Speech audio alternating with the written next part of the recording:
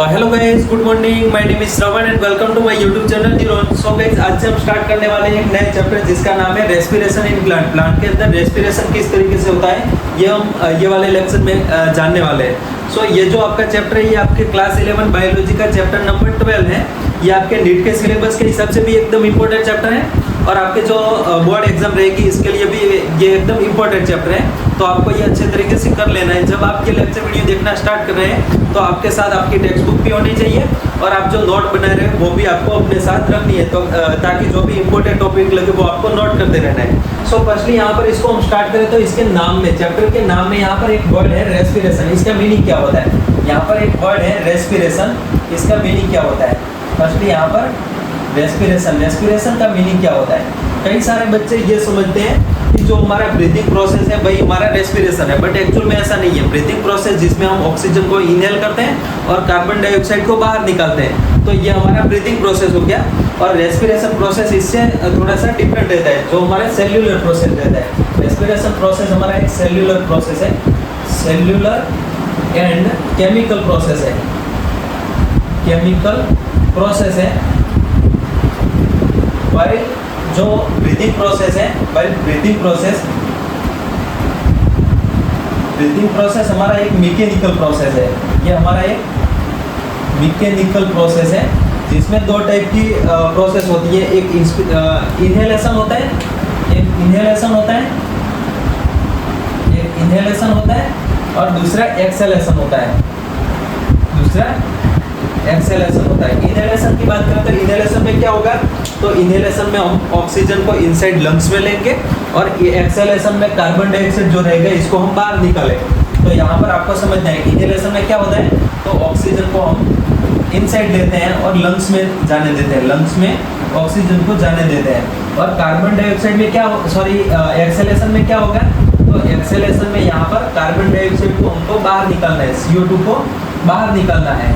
तो इस तरीके से यहाँ पर जो लंग्स में प्रेजेंट रहेगा, हमारा लंग्स में जो CO2 रहेगा इसको हमको बाहर निकालना है। तो ये हमारा एक्सहेलेशन प्रोसेस हो गया। ये दोनों को मिला के यानी कि हम फेफड़े में हवा लेते हैं और फेफड़े में से कार्बन डाइऑक्साइड को बाहर निकालते हैं। तो ये हमारा जो प्रोसेस है ये हमारा ब्रीथिंग प्रोसेस है। क्या है? तो ये हमारा ब्रीथिंग प्रोसेस है, ये आपको समझना है, ये हमारा ब्रीथिंग प्रोसेस है। तो रेस्पिरेशन प्रोसेस क्या है? रेस्पिरेशन प्रोसेस हमारा एक सेल्यूलर इवेंट रहता है जिसमें एनर्जी प्रोड्यूस होती है। क्या प्रोड्यूस होता है? हमारा एक सेल्यूलर एंड केमिकल प्रोसेस होता है जिसमें हमारी एनर्जी प्रोड्यूस होती है, एनर्जी प्रोडक्शन होता है, एनर्जी प्रोडक्शन होता है। कैसे एनर्जी प्रोडक्शन होगा? तो यहाँ पर जैसे लंग्स में से ऑक्सीजन हमने लिया, लंग्स में ऑक्सीजन आया, तो इसके बाद लंग्स में से ऑक्सीजन ब्लड में चला जाएगा, लंग्स में से ऑक्सीजन ब्लड में चला जाएगा। ये आपने समझा हुआ है।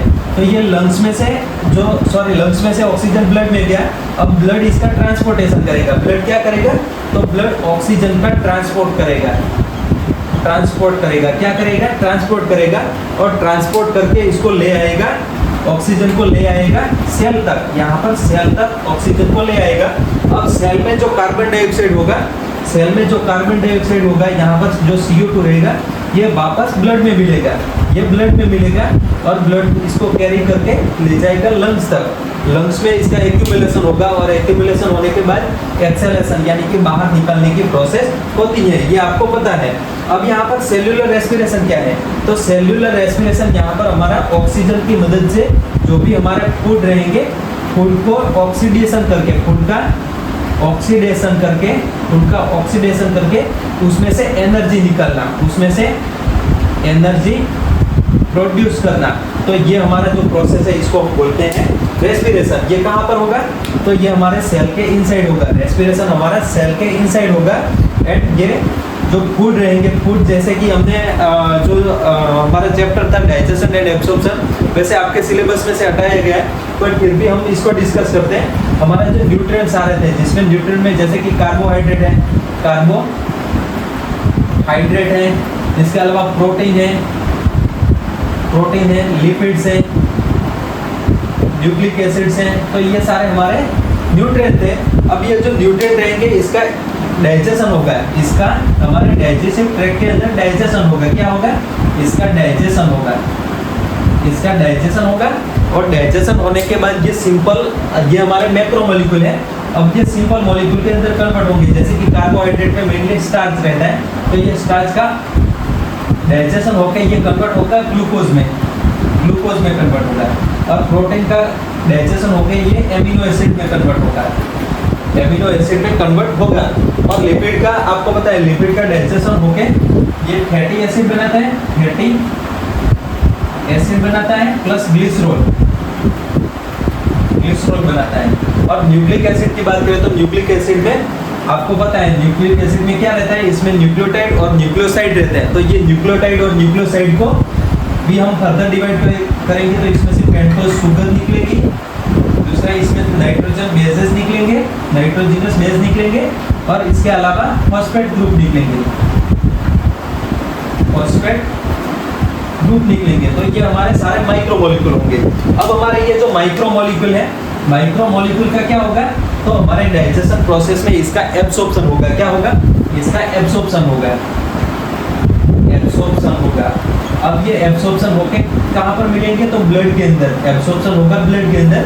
और ब्लड ये जो हमारा ऑक्सीजन था, ऑक्सीजन के ट्रांसपोर्टेशन के साथ हमारा जो फूड रहेगा यहाँ पर, ब्लड जो हमारा ये डाइजेस्टेड फूड है, तो इसका भी ट्रांसपोर्टेशन करेगा। जैसे कि यहाँ पर ग्लूकोज का ट्रांसपोर्टेशन दिया, जैसे कि यहाँ पर ब्लड इसके साथ ऑक्सीजन के साथ फूड का भी ट्रांसपोर्टेशन करता है, जिसमें जैसे कि ग्लूकोज, हम एग्जांपल ले तो ग्लूकोज जैसे कि ट्रांसपोर्ट किया, तो ये ग्लूकोज हमारा जैसे ऑक्सीजन इसके सेल के अंदर आया, वैसे ही जो फूड है, फूड जिसमें ग्लूकोज, जिसको हम ग्लूकोज बोलेंगे, तो ये ग्लूकोज भी हमारे सेल के अंदर आया, और ये ग्लूकोज का ऑक्सीडेशन होकर इसमें से एनर्जी निकलना, ये हमारा जो प्रोसेस है इसको हम बोलते हैं रेस्पिरेशन। क्या बोलते हैं, तो रेस्पिरेशन। ये इसकी जो एग्जैक्ट डेफिनेशन है वो हम बाद में देखते हैं, बट अभी के लिए जस्ट आप समझो कैसे एनर्जी प्रोड्यूस होगी।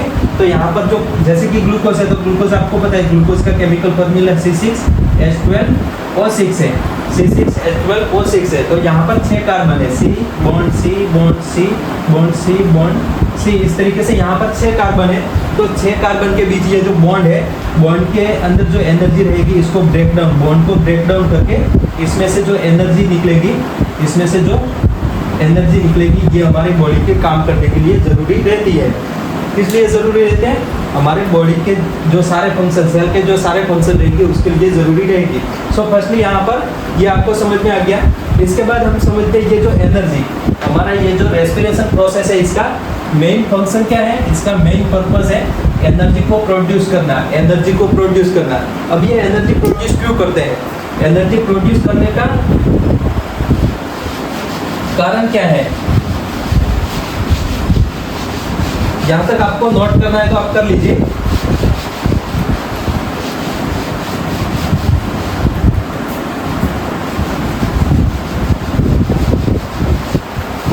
अब यहाँ पर एनर्जी प्रोड्यूस क्यों करते हैं, तो एनर्जी प्रोड्यूस इसलिए करते हैं क्योंकि जैसे कि सारे जो लिविंग ऑर्गेनिज्म इस प्लेनेट पर, सारे जो लिविंग ऑर्गेनिज्म है, उसको अपने फंक्शन परफॉर्म करने के लिए, उसको अपने एक्टिविटीज परफॉर्म करने के लिए एनर्जी चाहिए। जैसे कि यहाँ पर मैं चल पा रहा हूँ, तो किस वजह से चल पा रहा हूँ, क्योंकि मेरे बॉडी के अंदर एनर्जी है, और एनर्जी का यूज होके मेरे जो मसल वगैरह रहेंगे वो कॉन्ट्रैक्ट होंगे, रिलैक्स होंगे, तो इस वजह से मैं चल पा रहा हूँ। मैं जैसे कि जिम गया हूँ तो एक्सरसाइज कर रहा हूँ, तो मेरा बाइसेप्स के अंदर जो मसल कॉन्ट्रैक्शन वगैरह होंगे, तो वो भी एनर्जी वहाँ पर यूटिलाइज होगी।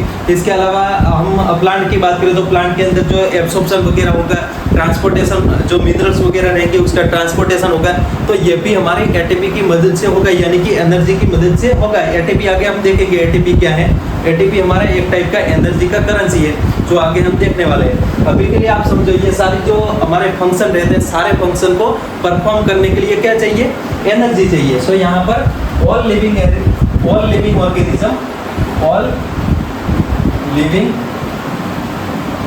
Organism need energy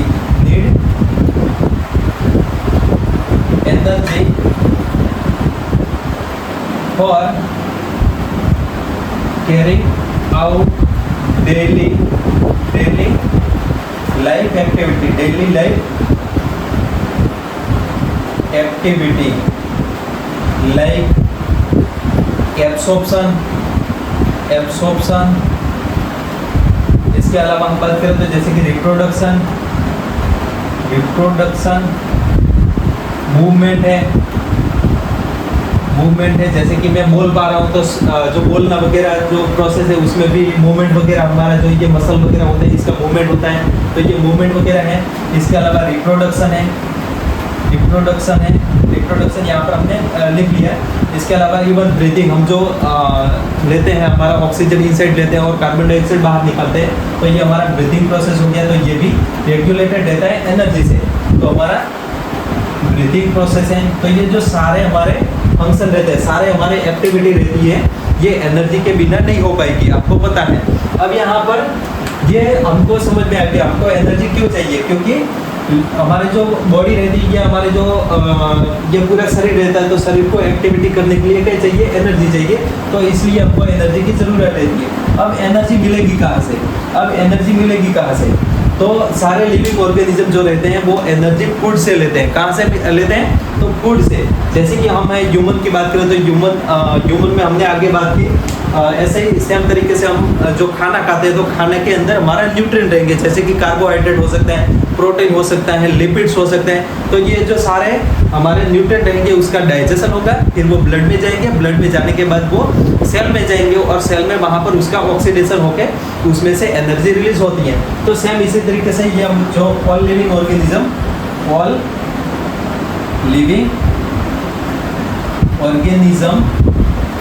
obtain their energy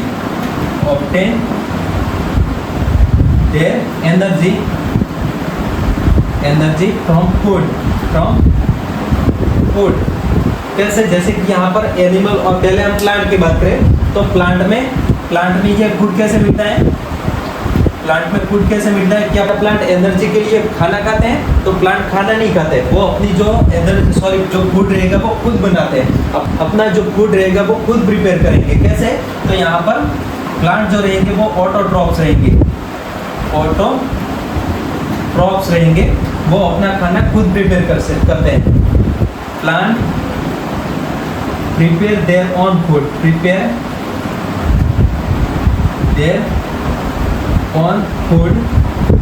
by biochemical process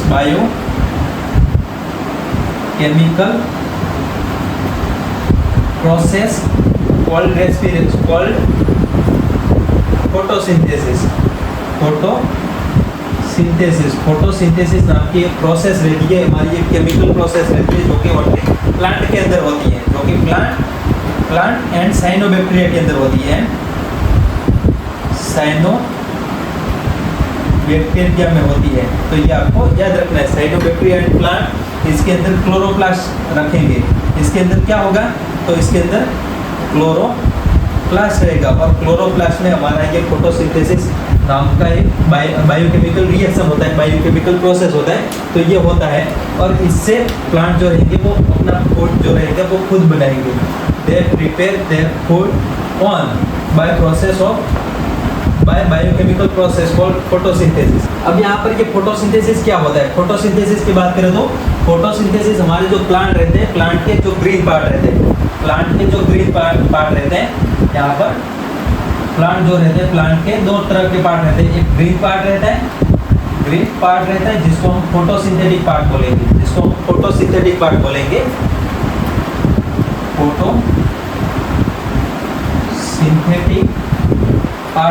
क्या बोलेंगे? Photosynthetic part. जैसे कि लीव्स, नॉर्मली हम बात करें तो लीव्स, जो हमारे लीफ रहते हैं प्लांट के, उसके अंदर फोटोसिंथेसिस होता है, क्योंकि ये ग्रीन पार्ट होते हैं और इसमें क्लोरोप्लास्ट होता है। क्या होता है? क्लोरोप्लास्ट होता है। अब ये क्लोरोप्लास्ट के अंदर होंगे, जैसे कि आपने सेल देखा होगा, तो प्लांट सेल के अंदर इस तरीके से यहाँ पर, जैसे कि ये न्यूक्लियस है, न्यूक्लियस के अलावा यहाँ पर एक ऑर्गेनेल रहती है, एक बड़ी वाली ऑर्गेनेल रहती है। इसके अंदर क्या रहेगा? तो इसके अंदर ग्राना ग्रेनम वगैरह आपने देखा होगा, इसके बीच कनेक्शन रहता है। तो इस तरीके से यहाँ पर आपने ये ऑर्गेनेल देखी होगी। तो ये ऑर्गेनेल के अंदर क्या होता है? ये ऑर्गेनेल के अंदर हमारा फोटोसिंथेसिस होता है। ये हमारा क्लोरोप्लास्ट है। क्या है? क्लोरोप्लास्ट, और इसके अंदर फोटोसिंथेसिस होता है। ये लीफ के जो सेल रहेंगे इसके अंदर होंगे। इसके अलावा दूसरे हमारे नॉन ग्रीन प्लांट रहते हैं, नॉन ग्रीन पार्ट रहते हैं। तो ये नॉन ग्रीन पार्ट के लिए यहाँ पर हमको वहाँ पर फोटोसिंथेसिस नहीं होता, वहाँ पर फोटोसिंथेसिस नहीं होता, तो इसको हम बोलेंगे नॉन फोटोसिंथेटिक पार्ट। इसको हम बोलेंगे non photosynthetic part, non photosynthetic part बोलेंगे। इसमें हम एग्जांपल की बात करें तो जैसे कि हमारे रूट होते हैं, प्लांट के रूट होते हैं, स्टेम होता है, तो ये जो सारे पार्ट रहते हैं ये हमारे नॉन फोटोसिंथेटिक पार्ट रहते हैं, इसमें रेस्पिरेशन नहीं होता। अब यहाँ पर जो ग्रीन लीव्स रहेंगे तो लीव्स तो अपना खाना खुद बना लेंगे, लीव्स तो अपना खाना खुद बना लेंगे, बट यहाँ पर जो नॉन ग्रीन पार्ट रहेंगे वो अपना खाना खुद नहीं बनाते। वो कैसे खाना लेंगे, क्योंकि यहाँ पर जो स्टेम और रूट और स्टेम में भी कुछ जो लिविंग सेल रहेंगे, इस लिविंग सेल में जो लिविंग सेल रहेंगे इसमें रेस्पिरेशन तो होना ही है। अपने पार्ट के लिए जो अपने सेल के लिए जो एक्टिविटीज़ है उसको परफॉर्म करने के लिए वहाँ पर भी रेस्पिरेशन तो होना ही है, बट ये फूड कहाँ से लेंगे, तो यहाँ पर जो लीव्स रहेंगे, लीव्स में जो फूड बनेगा वो ग्लूकोज के फॉर्म में बनेगा। किसके फॉर्म में बनेगा, ग्लूकोज के फॉर्म में। इसके बाद ये ट्रांसपोर्ट होके, जैसे कि यहाँ पर कोई एक प्लांट है, जैसे कि आप समझो कोई एक प्लांट है, ये प्लांट्स में ये लीव्स है, और यहाँ पर लीव्स के अलावा यहाँ पर जैसे कि कोई एक, जैसे कि हम गेहूं की बात करें तो ये गेहूं का लीव है और गेहूं के ये दाने हैं, गेहूं का ये सीड्स है। तो यहाँ पर हम देखेंगे तो जो प्लांट है, प्लांट के अंदर प्लांट का जो लीव्स है, लीव्स के अंदर फोटोसिंथेसिस होगा, फोटोसिंथेसिस होगा, और ये फोटोसिंथेसिस होने के बाद यहाँ पर, जैसे कि यहाँ पर फोटोसिंथेसिस होने के बाद यहाँ पर ग्लूकोज बन गया, ग्लूकोज बन गया। अब ये ग्लूकोज जो है, अब यहाँ पर ये जो ग्लूकोज एक फूड मटेरियल है, इसको ट्रांसपोर्ट करके सीड्स तक लाना है। तो यहाँ पर ये ट्रांसपोर्ट करके सीड्स तक लाएंगे, तो यहाँ पर बहुत सारे यहाँ पर ट्रांसपोर्टेशन के लिए यहाँ पर नलिकाएं वगैरह, डक्ट्स वगैरह रहेंगी, जिसको हम जाइलम फ्लोएम वगैरह बोलते हैं। तो ये आपको पता होगा, आपने एनाटॉमी में देखा होगा। तो यहाँ पर इससे होते हुए ये ट्रांसपोर्ट होके जाएगी, यहाँ पर जो इसके सीड्स रहेंगे, इसके सीड्स रहेंगे, सीड्स के अंदर जाके स्टोर होगा, सीड्स के अंदर स्टोर होगा, स्टोर होगा। तो ये स्टोर होगा तो ये स्टार्च के फॉर्म में होगा, ये कन्वर्ट हो जाएगा स्टार्च में। ग्लूकोज आगे बहुत सारे इसके मॉलिक्यूल जोड़ के स्टार्च के अंदर कन्वर्ट होगा, बट ये जब ट्रांसपोर्ट होगा, बट यहाँ पर से जब ये ट्रांसपोर्ट होगा,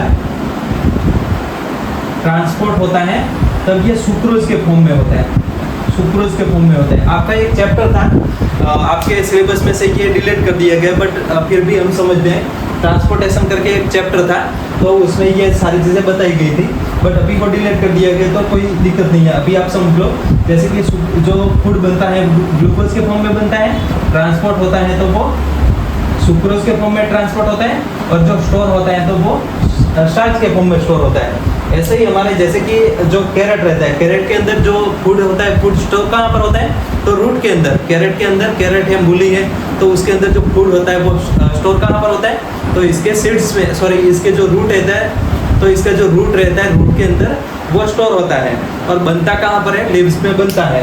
तो इस तरीके से आपको ये समझना है, ये photosynthetic part, non photosynthetic part, ये आपको दोनों समझ में आ गए होंगे। इसके बाद हम बात करें तो हमारा फोटोसिंथेसिस प्रोसेस क्या होता है, ये होता कहाँ पर था, ये हमने देख लिया। इसके बाद होता क्या है, तो हमारा एक बायोकेमिकल प्रोसेस होता है, जिससे हमारा जो लाइट एनर्जी रहता है, जिससे हमारा लाइट एनर्जी रहता है, ये लाइट एनर्जी को कन्वर्ट करके केमिकल एनर्जी के अंदर कन्वर्ट करते हैं, केमिकल एनर्जी के अंदर कन्वर्ट करते हैं। क्या करते हैं, कन्वर्ट करते हैं, लाइट एनर्जी को कन्वर्ट करते हैं केमिकल एनर्जी के अंदर। कैसे, तो यहाँ पर जैसे कि carbon dioxide, 6 molecule carbon dioxide के, इसके साथ यहाँ पर 12 मॉलिक्यूल H2O वाटर के, और यहाँ पर लाइट का यूज़ करके, सनलाइट का यूज़ करके, सन लाइट का यूज़ करके यहाँ पर जो ये 6 कार्बन मॉलिक्यूल है, कार्बन डाइऑक्साइड के मॉलिक्यूल, इसमें 6 कार्बन रहेंगे, तो ये 6 कार्बन को इस तरीके से जोड़ते हैं। यहाँ पर जो जोड़ने के लिए जो एनर्जी हमने सप्लाई की, ये हमारी सनलाइट है। क्या है, तो ये हमारी सनलाइट है। अब ये सनलाइट को यूज़ करके इस तरीके से हम 6 कार्बन को जोड़ेंगे और हमारा ग्लूकोज प्रिपेयर करेंगे। इस तरीके से यहाँ पर C6H12O6 ये केमिकल फॉर्मूला वाला हमारा फूड मिलेगा, जिसको हम बोलेंगे ग्लूकोज। ये हमारा फूड है जिसको हम बोलेंगे ग्लूकोज, जिसको हम बोलेंगे ग्लूकोज, ये आपको पता है। अब यहाँ पर ये ग्लूकोज के साथ ऑक्सीजन भी मिलेगा ग्लूकोज के साथ। यहाँ पर 6 मॉलिक्यूल ऑक्सीजन भी मिलेगा और 6 मॉलिक्यूल वाटर के भी मिलेंगे। इस तरीके से 6 मॉलिक्यूल वाटर के भी मिलेंगे। ये जो आपका जो रिएक्शन है ये आपका फोटोसिंथेसिस का है। ये क्या है? तो ये हमारा फोटोसिंथेसिस का रिएक्शन है। ये आपको समझ लेना है। ये होता कहाँ पर है? तो होता है, हमने आके देखा था प्लांट के जो लीव्स रहते हैं, होता प्लांट के जो लीव्स रहते हैं, लीव्स के अंदर भी स्पेशली एक सेल रहते हैं जिसको हम मीजोफिल सेल बोलेंगे। अब ये मीजोफिल सेल के अंदर जो एक ऑर्गेनेल रहती है जिसको हम बोलते हैं क्लोरोप्लास्ट। तो ये क्लोरोप्लास्ट के अंदर होता है। यहाँ पर आप समझो ग्रीन पार्ट में होता है, ग्रीन पार्ट में होता है। ग्रीन पार्ट क्या होता है? तो लीव्स होते हैं। लीव्स के अंदर भी स्पेशली मीजोफिल सेल आपको पता होगा। आपने लीव्स की एनाटॉमी देखी होगी तो आपको पता होगा। लीव्स जो होते हैं इसमें 2 टाइप के मीजोफिल सेल रहते हैं। एक यहाँ पर प्लीसेंट मीजोफिल सेल और दूसरे यहाँ पर स्पॉन्जी मीजोफिल सेल। इस तरीके से आपको 2 टाइप के मीजोफिल सेल्स देखने को मिलते हैं। अब ये मीजोफिल सेल्स के अंदर क्या होता है? मीजोफिल सेल्स के अंदर क्लोरोप्लास्ट नाम की एक ऑर्गेनेल रहती है। क्लोरोप्लास्ट नाम की ऑर्गेनेल रहती है। इसके अंदर होता है क्लोरोप्लास्ट में, आपको क्लोरोप्लास्ट का स्ट्रक्चर आपको पता होगा। ये डबल मेम्ब्रेन बाउंडेड हमारा एक ऑर्गेनेल है सेल के अंदर, जिसके अंदर ग्राना प्रेजेंट रहेगा। इस तरीके से बहुत सारे ग्राना रहेंगे और ये एक दूसरे से कनेक्टेड रहेंगे। ये आपको पता होगा। थाइलेकोइड ग्राना के अंदर होता है। ये सारी चीज़ें आपको पता है। तो ये हमारा फोटोसिंथेसिस जहाँ पर होता है, और फोटोसिंथेसिस के दौरान यहाँ पर हमारा जो ग्लूकोज रहेगा, ग्लूकोज इस तरीके से इसमें जो लाइट एनर्जी रहेगी, लाइट एनर्जी को हम कन्वर्ट करेंगे किसमें? तो लाइट एनर्जी को कन्वर्ट करेंगे हमारे केमिकल एनर्जी में। इस तरीके से यहाँ पर हमने लाइट एनर्जी को कन्वर्ट कर दिया केमिकल एनर्जी के अंदर। जो केमिकल एनर्जी स्टोर कहाँ पर है? तो यहाँ पर जो बॉन्ड है, सीसी बॉन्ड है, सीसी बॉन्ड के अंदर हमारे एनर्जी स्टोर है, एनर्जी स्टोर है। ये आपको समझ में आ गया होगा। इसके बाद हम बात करें तो ये आपको समझ में आ गया। इसके बाद हम बात करें तो ये प्लांट के अंदर हो गया फूड कैसे लेते हैं। इसके अलावा जो एनिमल और फंजाई रहते हैं वो कैसे फूड लेते हैं।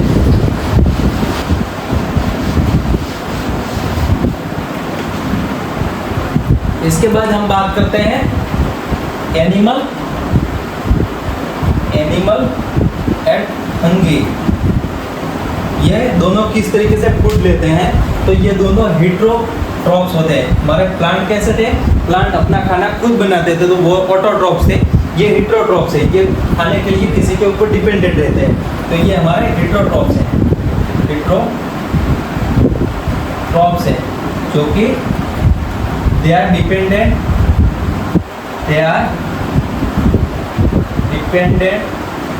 on plant for food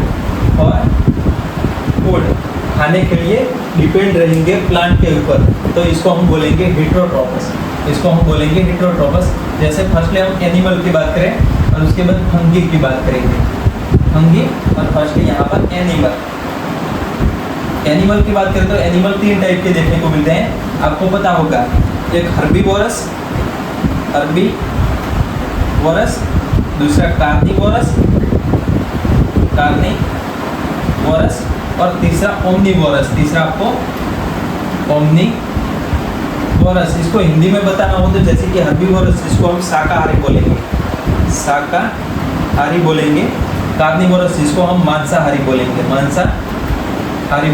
जो मीट खाता हो तो इसको हम मांसाहारी बोलेंगे। और ओमनीवोरस जो कि दोनों खाता हो, प्लांट पौधे भी खा जाते हो और इसके अलावा जो मांसा और मीट वगैरह, मच्छी या मांस वगैरह हो वो भी खाए तो इसको हम बोलेंगे ओमनीवोरस। तो ये मिश्राहारी है। तो ये आपको समझ लेना है। यहाँ पर हर्बीवोरस जो कि प्लांट के ऊपर डायरेक्टली डिपेंड रहते हैं, वो क्या खाते हैं? तो प्लांट खाते हैं। प्लांट और प्लांट की जो प्रोडक्ट रहेंगी उसको खाएंगे। तो ये हमारे हर्बीवोरस यार डायरेक्टली डिपेंडेंट ऑन प्लांट। मांसाहारी, तो इसके एग्जाम्पल में बात करें तो जैसे कि शाकाहारी का एग्जाम्पल क्या होगा? जैसे कि रेबिट है तो ये शाकाहारी। रेबिट क्या खाता है? ओनली प्लांट और प्लांट के जो प्रोडक्ट रहेंगे उसको खाएंगे, जो पत्ते वगैरह रहेंगे उसको खाएंगे। कार्निवोरस मांसाहारी का एग्जाम्पल की बात करें तो जैसे कि लायन है, टाइगर है, तो ये कार्निवोरस के एग्जाम्पल। जो क्या खाएंगे, जो जैसे कि यहाँ पर लायन है तो वो शिकार करेगा रेबिट का, और रेबिट का शिकार करके उसका मांस खाएगा, तो ये हमारे कार्निवोरस जो कि इनडायरेक्टली डिपेंड रहते हैं, indirectly depended on plant, indirectly depended on plant. Indirectly क्यों? क्योंकि ये रेबिट ने खाया, रेबिट ने क्या खाया था, रेबिट ने प्लांट खाया, तो ये इनडायरेक्टली डिपेंड होते हैं। मिश्राहारी तो आपको पता है, मिश्राहारी जैसे कि इसके एग्जांपल में बात करें तो ह्यूमन है, डॉग है, तो ये सारे मिश्राहारी होते हैं, ये आपको पता है। जो दोनों खाते हैं, प्लांट भी खा सकते हैं और मांस भी खा सकते हैं, तो ये हमारे मिश्राहारी हो गए। इसके बाद हम फंजाई की बात करें तो फंगी की बात करें तो फंगी डिपेंडेंट रहते हैं फूड के लिए डेड एंड डिकेइंग मैटर के ऊपर, dependent on dead and decaying matter, dead and decaying matter for food, जिसको हम बोलते हैं saprotrophs,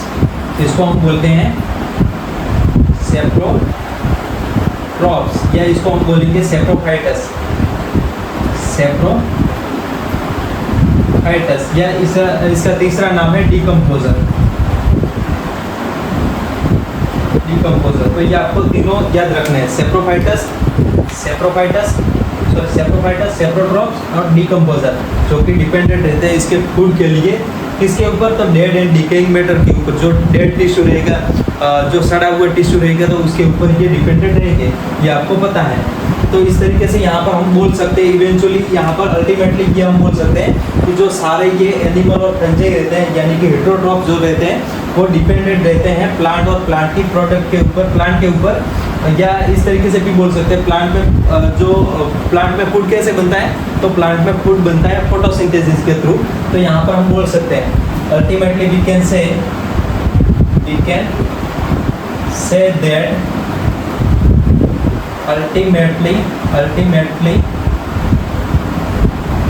ultimately all living organism for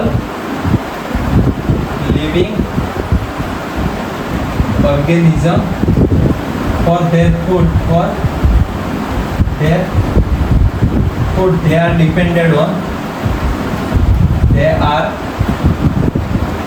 dependent on photosynthesis, on process of photosynthesis,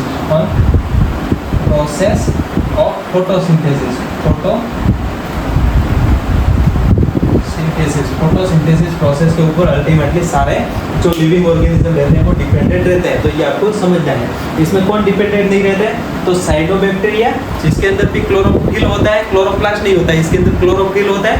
और इसके अलावा जो हमारे प्लांट रहेंगे, प्लांट के अंदर क्लोरोप्लास्ट रहेगा, इसके अंदर भी हम अल्टीमेटली देखने जाएंगे तो जो हमारा फोटोसिंथेसिस करेगा वो हमारा क्लोरोफिल ही करेगा। तो आपको ये समझना है। इस तरीके से यहाँ पर ये फोटोसिंथेसिस हो गया और फूड किस तरीके से मिलता है सारे लिविंग ऑर्गेनिज्म के अंदर। इसके बाद हम बात करें तो ये जो फूड मिल गया, इसके बाद रेस्पिरेशन क्या होगा, इसके बाद रेस्पिरेशन कैसे होगा। ये फूड तो मिल गया, इसके बाद रेस्पिरेशन कैसे होगा। यह जो चैप्टर वैसे प्लांट के ऊपर है, बट यहाँ पर हमने एनिमल और जो फंगी वगैरह थी उसके बारे में भी बात कर ली है। अब यहाँ पर हम प्लांट के बारे में बात करने वाले हैं। सो यहाँ पर फर्स्टली जो फूड, जो सारे सेल हैं, सारे सेल को फूड मिल गया। अब ये फूड में से एनर्जी कैसे निकालेंगे, फूड में से एनर्जी कैसे निकालेंगे। तो यहाँ पर एनर्जी निकालने के लिए प्रोसेस होता है रेस्पिरेशन। कैसे? तो यहाँ पर जैसे कि कोई फूड है, जैसे कि यहाँ पर फूड है, फूड में ग्लूकोज है, क्या है? ग्लूकोज है। ग्लूकोज का आपको केमिकल फार्मूला पता होगा, C6H12O6। और यहाँ पर इसका ऑक्सीडेशन होके, इसमें ऑक्सीडेशन होके यहाँ पर ऑक्सीजन यूज होगा, तो 6 मॉलिक्यूल ऑक्सीजन के यूज होंगे। और यहाँ पर रेस्पिरेशन होके इसका ऑक्सीडेशन होके क्या मिलेगा? तो यहाँ पर 6 मॉलिक्यूल H2O का मिलेंगे, प्लस यहाँ पर 6 मॉलिक्यूल कार्बन डाइऑक्साइड के मिलेंगे, प्लस यहाँ पर दूसरे मिलेगी एनर्जी। क्या मिलेगी? एनर्जी मिलेगी। अब ये जो एनर्जी रिलीज हुई है, तो ये एनर्जी कहाँ से रिलीज हुई है?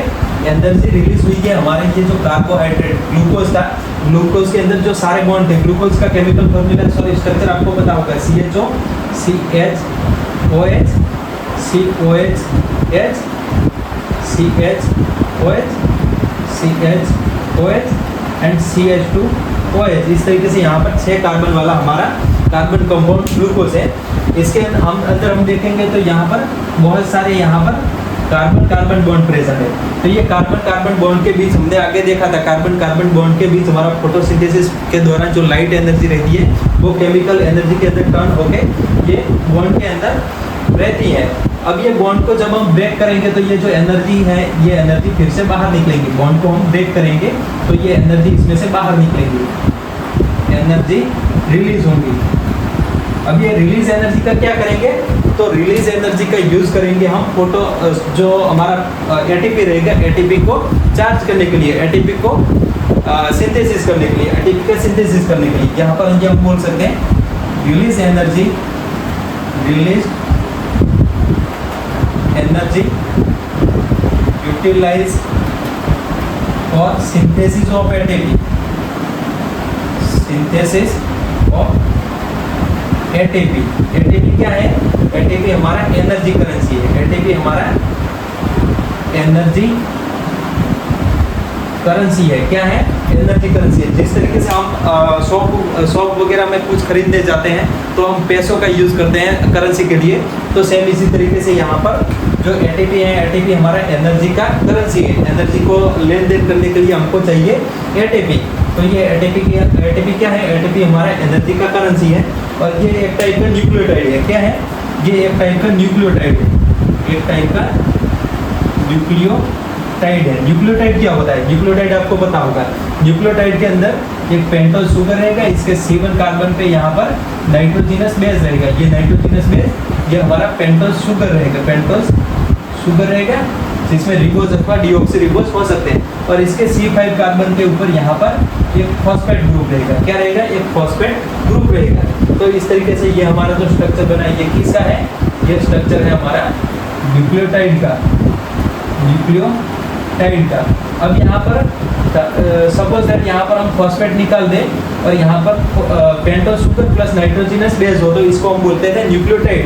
अब यहाँ पर जैसे कि जो नाइट्रोजिनस बेस है, nitrogenous base as a nitrogenous base हमने यूज किया एडेनिन। एडेनिन हमारा एक टाइप का नाइट्रोजिनस बेस है जो कि 2 साइक्लिक रिंग रखता है। इसके अंदर इस तरीके से 2 साइक्लिक रिंग होती है। अब ये 2 साइक्लिक रिंग वाला एडेनिन पेंटोज शुगर के साथ जुड़ता है और यहाँ पर तो इसको हम बोलेंगे ये हमारा न्यूक्लियोसाइड बना, ये हमारा क्या बना, न्यूक्लियोसाइड बना। इसको हम बोलेंगे एडिनोसाइड। क्या बोलेंगे, एडिनोसाइड बोलेंगे। यहाँ पर नाइट्रोजिनस बेस ऐसे नाइट्रोजिनस बेस यूज किया हमने एडेनिन और पेंटोज शुगर हमने यूज किया रिबोज। तो ये हमारा जो न्यूक्लियोसाइड बना है इसको हम बोलते हैं एडिनोसाइड, एडिनोसाइड बोलेंगे। अब यहाँ पर एडिनोसाइड के ऊपर इसके C5 कार्बन के ऊपर यहाँ पर हम एक फॉस्फेट ग्रुप लगा दें तो ये हमारा न्यूक्लियोटाइड बना, जिसको हम बोलते थे एडिनिलिक एसिड अथवा इसको हम न्यूक्लियोटाइड बोलेंगे। तो ये हमारा AMP हो गया, AMP जिसको एडिनोसाइन मोनोफॉस्फेट। यहाँ पर A यानी कि एडिनोसाइन, AMP यानी कि मोनोफॉस्फेट। यहाँ पर एक फॉस्फेट ग्रुप है तो इसको हम बोलेंगे एडिनोसाइन मोनोफॉस्फेट। अब यहाँ पर जैसे कि 2 लगा दिए तो इसको हम बोलेंगे ADP। इसको क्या बोलेंगे, ADP बोलेंगे। और यहाँ पर तीसरा लगा दिया तो इसको हम बोलेंगे ATP, ATP इसको हम बोलेंगे ATP। ATP का फुल फॉर्म क्या है, एडिनोसाइन ट्राइफॉस्फेट। क्या है, एडिनोसाइन यहाँ पर 3 फॉस्फेट है तो एडिनोसाइन ट्राइफॉस्फेट। ADP का फुल फॉर्म क्या होगा, एडिनोसाइन डाइफॉस्फेट। और AMP का फुल फॉर्म होगा एडिनोसाइन मोनोफॉस्फेट। ये आपको पता होना चाहिए। तो ये हमारा एक टाइप का न्यूक्लियोटाइड है जो कि जिसको हम बोलते हैं एनर्जी करेंसी। यहाँ पर जो रिलीज एनर्जी, यहाँ पर जो एनर्जी रिलीज हुई इसका हमने यूज किया, क्या किया, इसका यूज किया हमने एटीपी सिंथेसिस के लिए। इसका यूज किया एटीपी सिंथेसिस के लिए, एटीपी सिंथेसिस के लिए इसका यूज किया। क्या किया, एटीपी सिंथेसिस के लिए इसका यूज किया। अब यहाँ पर ये जो पूरी प्रोसेस है इसको हम बोलते हैं रेस्पिरेशन। अब ये जो हमारी ये जो पूरी प्रोसेस है इसको हम बोलते हैं रेस्पिरेशन, इसको हम बोलते हैं रेस्पिरेशन। अब यहाँ पर रेस्पिरेशन का डेफिनेशन देना हो तो इस तरीके से हम देंगे,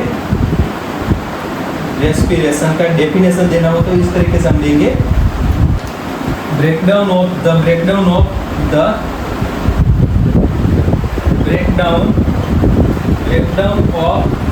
CC bond of complex molecules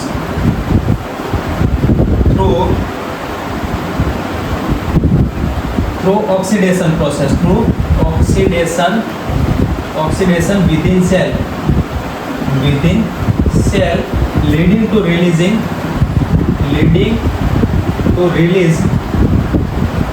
considerable amount of energy,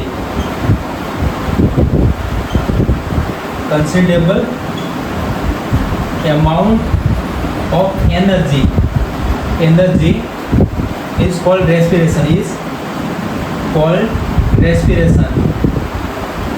ये इसका एक्चुअल डेफिनेशन हो गया, रेस्पिरेशन का ये एक्चुअल डेफिनेशन हो गया, जिसमें क्या किया हमने, तो breakdown of CC bond of complex molecule, यहाँ पर जो ग्लूकोज था, ग्लूकोज के बीच यहाँ पर बहुत सारे, ये हमारा कॉम्प्लेक्स ग्लूकोज है, तो ये हमारा कॉम्प्लेक्स मॉलिक्यूल है, इसके बीच में यहाँ पर जो कार्बन बॉन्ड है, ये सारे बॉन्ड को ब्रेक करना, और ये ब्रेक करने के बाद ब्रेक कौन सी प्रोसेस के थ्रू करना है, तो ऑक्सीडेशन प्रोसेस के थ्रू, यहाँ पर ऑक्सीडेशन करके ब्रेक किया, तो यहाँ पर हमको क्या मिला, leading to release considerable amount of energy, इसमें से एनर्जी निकलेगी, क्या निकलेगी, एनर्जी निकली, तो ये एनर्जी का जो एनर्जी निकलती है, ये प्रोसेस को हम बोलते हैं रेस्पिरेशन। अब ये एनर्जी का यूज करेंगे हम सिंथेसिस ऑफ एटीपी का सिंथेसिस करने के लिए हम इसको यूज करेंगे, इसको डायरेक्टली जो एनर्जी रहेगी इसको हम यूटिलाइज नहीं करेंगे, क्योंकि ये एनर्जी डायरेक्टली हम यूज़ करने के लिए कैपेबल नहीं होते, इसको पहले एटीपी बनाना पड़ेगा, फिर एटीपी बनाने के बाद ये एटीपी सेल के अंदर स्टोर होगा, एटीपी क्या होगा, तो एटीपी जैसे कि ये सेल है तो सेल के अंदर इस तरीके से एटीपी स्टोर होगा, और जब भी हमको जैसे कि मसल, जैसे कि मैं जिम गया और जिम के दौरान मैंने बाइसेप्स लगाए, तो बाइसेप्स लगाने के दौरान ये जो मसल वगैरह कॉन्ट्रैक्ट हुए, तो उस टाइम पे मसल को कॉन्ट्रैक्शन के दौरान ये जो एटीपी रहेगा, एटीपी यूज होगा, या इस तरीके से भी हम बोलते हैं, जब भी एटीपी की ज़रूरत रहेगी कोई भी प्रोसेस करने के लिए, तो वहाँ पर ये एटीपी जो सेल में स्टोर है, इसका यूज होगा, क्या होगा, इसका यूज होगा, तो ये आपको समझ लेना है, ये आपको रेस्पिरेशन प्रोसेस पूरा समझ में आ गया। इसके बाद हम बात करें तो यहाँ पर ये जो ग्लूकोज, जो कि ऑक्सीडेशन एनर्जी के लिए जिसका ऑक्सीडेशन हो रहा है, ये हमारा ग्लूकोज है, तो ये ग्लूकोज को क्या बोलेंगे, तो इसको हम बोलेंगे रेस्पिरेटरी सबस्ट्रेट बोलेंगे, रेस्पिरेटरी सबस्ट्रेट का अगर डेफिनेशन देना हो तो इस तरीके से देंगे, यहाँ पर substrate which are oxidise for substance, या यहाँ पर कोई भी मॉलिक्यूल, सब्सटेंस या कोई भी कंपाउंड या मॉलिक्यूल, कंपाउंड और मॉलिक्यूल और molecules which are oxidized for releasing energy,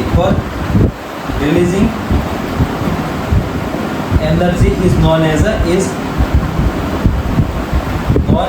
respiratory substrate, तो ये आपको समझना है कि रेस्पिरेटरी सबस्ट्रेट कुछ भी हो सकता है, कुछ भी होने का मतलब यहाँ पर रेस्पिरेटरी सबस्ट्रेट में जैसे कि कार्बोहाइड्रेट हो सकते हैं, जैसे कि यहाँ पर हमने बात की ग्लूकोज की, तो ये ग्लूकोज हो सकता है, प्रोटीन हो सकते हैं, प्रोटीन कुछ हद तक वैसे प्लांट के अंदर मेनली ग्लूकोज ही रहेगा, रेस्पिरेटरी सबस्ट्रेट ग्लूकोज ही रहेगा, बट कुछ हद तक प्रोटीन और लिपिड्स भी रहेंगे, कुछ हद तक प्रोटीन और लिपिड, और कुछ जो प्लांट रहेंगे इन सम केसेस में सम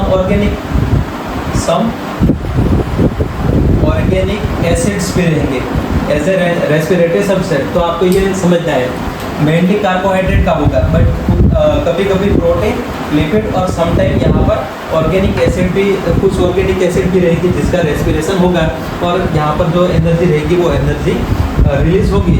तो इस तरीके से आपको ये समझना है कि हमारे रेस्पिरेटरी सबस्ट्रेट हो गए। बट हम एनिमल में बात करें तो एनिमल में जो हमारे ग्लूकोज रहते हैं, इसके बाद एमिनो एसिड जो कि प्रोटीन को डाइजेस्ट करके मिले हैं, इसके बाद जो हमारे फैटी एसिड और ग्लिसरॉल रहेंगे जो कि हमको किसका डाइजेशन करके मिले हैं, तो लिपिड का डाइजेशन करके। तो ये जो सारे हमारे जो न्यूट्रिएंट रहेंगे ये रेस्पिरेटरी सबस्ट्रेट काम आएंगे, बट इसमें भी प्रायोरिटी रहेगी। पहले ग्लूकोज यूज होगा, इसके बाद पहले कार्बोहाइड्रेट यूज होगा, इसके बाद यूज होगा हमारा लिपिड यूज होगा और लास्ट में प्रोटीन यूज होगा। तो इस तरीके से यहाँ पर हमारा रेस्पिरेशन होने वाला है, ये आपको समझ में आ गया। इसके बाद हम बात करें तो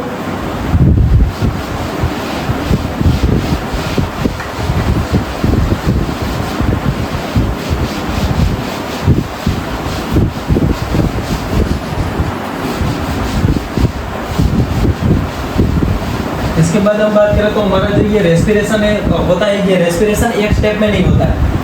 हमारा जो रेस्पिरेशन होता है ये not occurs in single step, एक स्टेप में नहीं होगा, ये बहुत slow, it is very slow and step wise reaction, इसमें बहुत सारे स्टेप में ये रिएक्शन होगी। जैसे कि यहाँ पर हम समझे तो पहले जैसे कि ग्लूकोज था, तो ग्लूकोज का हमारे जो साइटोप्लाज्म रहेंगे, सेल के साइटोप्लाज्म रहेगी, इसके अंदर इसका पहला ऑक्सीडेशन होगा और ऑक्सीडेशन होकर इस तरीके से ये ग्लूकोज है, ये 6 कार्बन है, इसके अंदर 6 कार्बन है, तो इस तरीके से ये 3 कार्बन वाले 2 मॉलिक्यूल के अंदर कन्वर्ट हो गए, जिसको हम बोलेंगे आगे हमको जानना है, आगे हम सारी ये चीज़ें देखने वाले हैं। ये जो प्रोसेस है इसको हम ग्लाइकोलाइसिस बोलेंगे। इसके जो नेक्स्ट वीडियो रहने वाला है ये इसके ऊपर ही रहने वाला है। तो ये कन्वर्ट होगा पायरुविक एसिड के अंदर, ये भी पायरुविक एसिड बन गया, पायरुविक एसिड। ये पायरुविक एसिड न लिख के इसको कभी कभी पायरुवेट भी बोलते हैं, ये दोनों सेम है, थोड़ा सा डिफरेंट रहता है, बट ये जो नेक्स्ट वाला वीडियो रहेगा इसके अंदर हम समझेंगे। ये भी पायरुवेट लिख देते हैं, पायरुवेट। तो ये पायरुवेट या पायरुविक एसिड के अंदर कन्वर्ट होते हैं 3 कार्बन वाले। इसके बाद ये एंटर करते हैं क्रेब्स साइकिल में एंटर करते हैं, और इसमें भी बहुत सारे स्टेप में इसका ऑक्सीडेशन होगा और लास्ट में CO2 बनेगा और यहाँ पर H2O बनेगा। इस तरीके से CO2 H2O और एनर्जी के अंदर ये कन्वर्ट होके ये ऑक्सीडेशन, इसका कंप्लीट ऑक्सीडेशन होता है।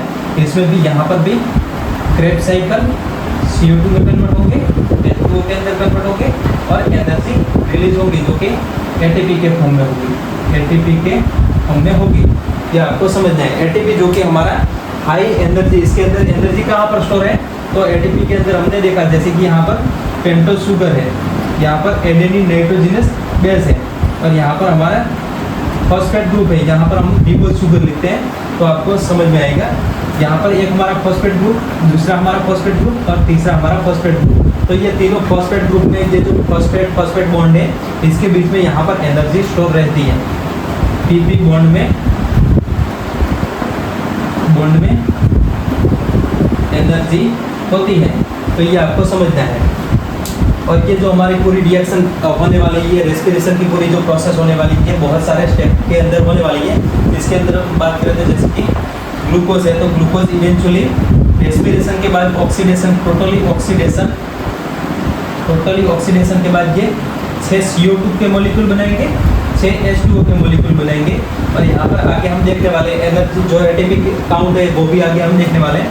तो 38 टोटल ATP बनेंगे, 38 नहीं, इसको हम 36 बोलेंगे। नेट हमारा ATP प्रोडक्शन 38 रहेगा।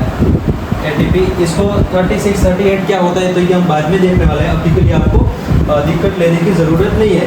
सो इस तरीके से आपको ये समझ में आ गया।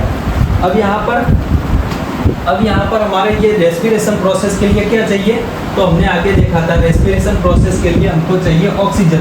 किसी भी चीज़ को चलाने के लिए, किसी भी चीज़ को डिस्ट्रॉय करने के लिए उसमें ऑक्सीडेशन होता है। ऑक्सीडेशन का मीनिंग क्या है, पहले तो ये हम समझते हैं ऑक्सीडेशन का मीनिंग क्या होता है। ऑक्सीडेशन का मीनिंग क्या होता है, इसके अंदर ऑक्सीजन ऐड हो, या तो ऑक्सीजन ऐड होता है या इसमें से हाइड्रोजन रिलीज होता है, या इसमें जो ऑक्सीडेशन नंबर रहते हैं, ऑक्सीडेशन जो नंबर रहते हैं वो इंक्रीज होते हैं। क्या होते हैं? इंक्रीज होते हैं तो ये हमारा जो पूरा प्रोसेस है इसको ऑक्सीडेशन बोलेंगे। इसके अलावा भी जैसे कि यहाँ पर प्रोटॉन ऐड होता हो, प्रोटॉन ऐड होता तो ये हमारा ऑक्सीडेशन प्रोसेस है। इलेक्ट्रॉन निकलता हो तो इलेक्ट्रॉन रिलीज होता हो तो ये हमारा ऑक्सीडेशन प्रोसेस है। तो ये जो सारी ऑक्सीडेशन प्रोसेस आपको समझ में आ गई। अब यहाँ पर ये जो हमारा प्रोसेस है जैसे कि C6H12O6, इसके अंदर हम ऑक्सीजन ऐड करते हैं। यहाँ पर 6 ऑक्सीजन को ऐड करके इस तरीके से इसको ऑक्सीडाइज करते हैं, इसका ऑक्सीडेशन करते हैं। तो यहाँ पर हमको 6H2O के मॉलिक्यूल मिलेंगे प्लस यहाँ पर 6CO2 के मॉलिक्यूल मिलेंगे। तो इस तरीके से यहाँ पर इसका कंबसन होगा। इसको हम ऑक्सीडेशन या इसका हम टोटली कंबसन भी बोलते हैं। इसका टोटली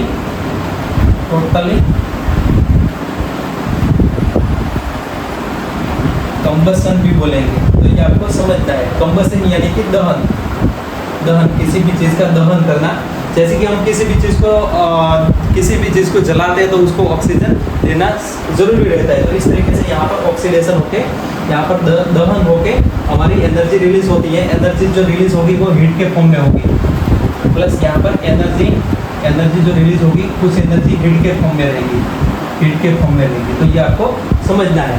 इसके बाद हम बात करें तो यहाँ पर जो ऑक्सीजन, रेस्पिरेशन के लिए जो ऑक्सीजन चाहिए ये प्लांट में किस तरीके से आता है। तो ह्यूमन में हम बात करें तो ह्यूमन में जैसे कि हमने पूरा हमारा रेस्पिरेटरी सिस्टम रहता है और ये रेस्पिरेटरी सिस्टम के थ्रू हम जो हमने आगे देखा था हमारा इनहेलेशन प्रोसेस करके हम ऑक्सीजन को इनसाइड ले जाएंगे और फेफड़ों में से वो ब्लड में मिलेगा, ब्लड में से वो सप्लाई करेगा सेल को। बट ये जो हमारा पूरा रेस्पिरेटरी सिस्टम होता है ये प्लांट के अंदर देखने को नहीं मिलता है। तो प्लांट के अंदर किस तरीके से ब्रीदिंग होता है, प्लांट के अंदर क्या ब्रीदिंग होता है। आपका टॉपिक का नाम है डू प्लांट ब्रीथ, आपका टॉपिक का नाम है do plant breathe, do plant breathe. तो यहाँ पर प्लांट के ब्रीदिंग के लिए यहाँ पर हमको इसका डायरेक्टली आंसर नहीं दे सकते क्योंकि यहाँ पर प्लांट के पास कोई भी जो वेल डेवलप रेस्पिरेटरी सिस्टम नहीं होता है। बट इसको ऑक्सीडेशन करने के लिए, इसको रेस्पिरेशन करने के लिए नीड ऑक्सीजन। बट और रेस्पिरेशन दे नीड ऑक्सीजन। तो इसलिए यहाँ पर ऑक्सीजन इनको चाहिए। तो इनके लिए यहाँ पर एक सिस्टम रहता है, यहाँ पर इनके लिए एक सिस्टम रहता है जिसको हम बोलेंगे स्टोमाटा एंड लेंटिसेल्स ये आपको दो याद रखने, ये 2 टाइप के ओपनिंग रहते हैं। ये क्या रहते हैं तो ओपनिंग रहते हैं। हमारी बॉडी में जैसा वेल डेवलप हमारा रेस्पिरेटरी सिस्टम है ऐसा प्लांट के अंदर देखने को नहीं मिलता। बट इनके अंदर क्या देखने को मिलता है तो ये 2 टाइप के ओपनिंग देखने को मिलते हैं जो कि प्लांट के जो एपिडर्मल रहेगा इसके अंदर देखने को मिलेंगे। जैसे कि यहाँ पर हमारा जो प्लांट है, प्लांट के अंदर हम लीव्स लेते हैं। तो जैसे कि ये लीव्स हैं तो लीव्स के अंदर यहाँ पर बहुत सारे यहाँ पर ऐसे ओपनिंग रहेंगे, और ये ओपनिंग में से यहाँ पर गैसियस एक्सचेंज होगा। ओपनिंग रहेगी और ये ओपनिंग में से गैसियस एक्सचेंज होगा। क्या होगा? गैसियस एक्सचेंज होगा। जैसे कि फोटोसिंथेसिस के दौरान क्या चाहिए तो फोटोसिंथेसिस के दौरान यहाँ पर जैसे कि फोटोसिंथेसिस के दौरान भी गैस चाहिए जिसमें CO2 चाहिए। क्या चाहिए? CO2 गैस चाहिए। और जो रेस्पिरेशन प्रोसेस है और जो रेस्पिरेशन प्रोसेस है उसके दौरान ऑक्सीजन चाहिए। तो ये ऑक्सीजन और CO2 दोनों यहाँ पर ये जो स्टोमाटा है लिव्स के अंदर ये जो सेल ओपनिंग रहेंगे इसको हम बोलेंगे स्टोमाटा। तो ये स्टोमाटा के थ्रू गैसियस एक्सचेंज होगा। और हम ये लिव्स की बात हो गई। और हम बात करें जैसे कि हमारे जो बॉडी स्टेम रहता है, जैसे कि यहाँ पर स्टेम है तो स्टेम के अंदर भी यहाँ पर ओपनिंग रहेगा, जिसको हम बोलेंगे लेंटिसेल्स। जैसे कि यहाँ पर ये ओपनिंग इस तरीके से यहाँ पर ये जो ओपनिंग रहेगा इसको हम बोलेंगे लेंटिसेल्स। ये आपको समझ में आ गया। ये लेंटिसेल्स के थ्रू ये जो स्टेम एंड रूट के अंदर गैसियस एक्सचेंज होता है। क्या होता है? गैसियस एक्सचेंज होता है। ये आपको समझना है। अब यहाँ पर जो प्लांट रहेंगे ये तो आपने समझ लिया। अब ये जो प्लांट रहेंगे, प्लांट अपने खुद के पार्ट जैसे कि यहाँ पर लीव्स हैं तो लीव्स अपना जो गैसियस एक्सचेंज है वो खुद मेंटेन करेगा। सो यहाँ पर in plant every part take care of its own gaseous need। जैसे कि कार्बन डाइऑक्साइड फोटोसिंथेसिस के दौरान और रेस्पिरेशन के दौरान ऑक्सीजन की ज़रूरत चाहिए, तो ये जो लीव्स रहेगा वो खुद का अपना गैसियस एक्सचेंज कर सकता है किसके थ्रू, तो स्टोमाटा के थ्रू। और हम स्टेम की बात करें तो स्टेम में लेंटिसेल्स रहते हैं, तो ये इसके अंदर भी गैसियस एक्सचेंज होता रहेगा। ये लेंटिसेल्स के थ्रू यहाँ पर गैसियस एक्सचेंज होता रहेगा। और यहाँ पर हम इसके इनर साइड में देखें तो यहाँ पर स्टेम के इनर साइड में यहाँ पर ये जो हमारा टिश्यू रहता है ये डेड टिश्यू रहता है। इनर साइड में यहाँ पर डेड टिश्यू रहता है, डेड टिश्यू रहता है, तो उसके लिए कोई भी गैसियस एक्सचेंज की नीड नहीं रहती। डेड टिश्यू के लिए कोई भी यहाँ पर नो नीड गैसियस एक्सचेंज,